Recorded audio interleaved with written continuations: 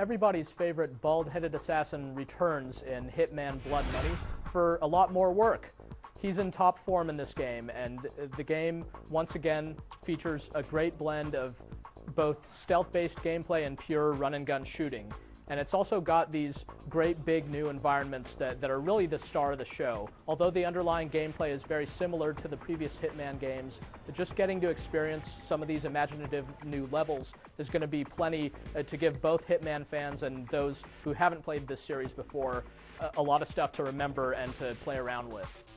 You don't need to be familiar with the previous games in the series to be able to dive into this one. The first mission gives you plenty of instruction on how to actually play, and the storylines of the previous games are summarized in the context of this one. All you really need to know is that 47, the main character of the game, is this genetically engineered assassin, and he goes around killing bad people with prices on their heads. This isn't exactly a very kind-hearted game, but at the same time it's definitely got some dark humor in there and just a lot of style. There are more than a dozen missions in all, and the different settings of these places definitely steal the show.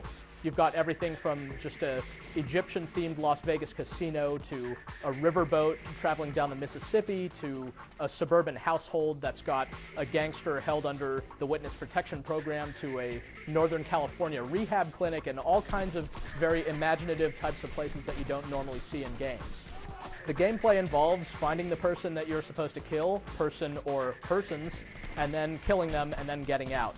You can either do that by carefully observing your surroundings and carefully watching what these characters do and who's guarding them and so forth, or you can try to go in with guns blazing and watch what happens. Basically, the game is open-ended enough to let you first try one, and then if you blow your cover, then resort to shooting and see how far that gets you.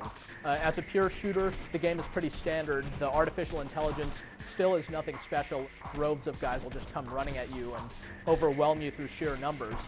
But as a sneaking game, it's much more interesting. There tend to be some very creative ways to dispose of the characters you're trying to kill in each of these assignments. That gives the game its replay value, especially since you're ranked at the end of each mission, and you even get to see a newspaper front page that's mocked up to describe what happened. This is really impressive at first, but after a while you realize that all these newspaper headlines pretty much follow the same template. One of the other new changes in Hitman Blood Money is this notoriety system. Basically, if you leave a trail of bodies in your wake and leave a whole bunch of evidence to what you just did, in the next mission you're going to be easier to detect. However, in between missions you can choose to pay a sum of money, basically to wipe your identity clean and negate the entire notoriety system, and this is a pretty small sum of money compared with how much you're making just by successfully completing an assignment. The rest of the gameplay really is quite similar to what was found in Hitman Contracts and Hitman 2. Basically, you can go in with a whole bunch of realistic guns. You've got pistols and rifles and submachine guns and so on, and some of these you can now customize with different laser sights and extra clips and all kinds of realistic accessories like that. But you've also got access to explosives and poisons and kitchen knives, what have you. Some of these things you might go out of your way to use just to have fun in the game's kind of open-ended environment, but really it's up to you how you choose to get the job done. If you were choosing between all the versions and you wanted to pick one, the 360 version is the way to go, not just because it looks the best, but also because it's got some unlockable achievements in there that encourage you to play through the game multiple times and basically get the most out of the gameplay.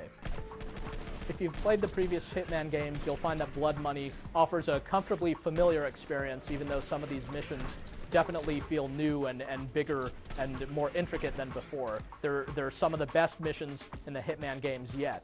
At the same time, if you're new to this series, you're going to find a lot of stuff to play around with. There's lots of dark comedy in this game underneath its really serious-looking tone.